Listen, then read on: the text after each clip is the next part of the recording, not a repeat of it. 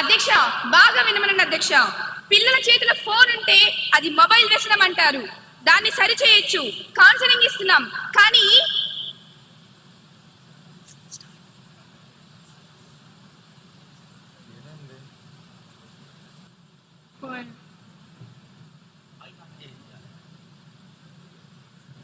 అధ్యక్ష, మా మైకులు కట్ చేశారా?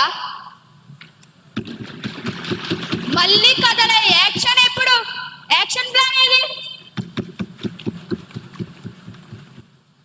కానీ ప్రభుత్వం ఏం చేసినా గుడ్డిగా వ్యతిరేకించే మీ మైక్ వ్యసనానికి మాత్రం ప్రపంచంలో ఏ రీహాబిలిటేషన్ సెంటర్ మందు కనిపెట్టలేదు అధ్యక్ష. పిల్లలకి కౌన్సిలింగ్ పనిచేస్తుంది, కానీ మీకు పని చేయదు.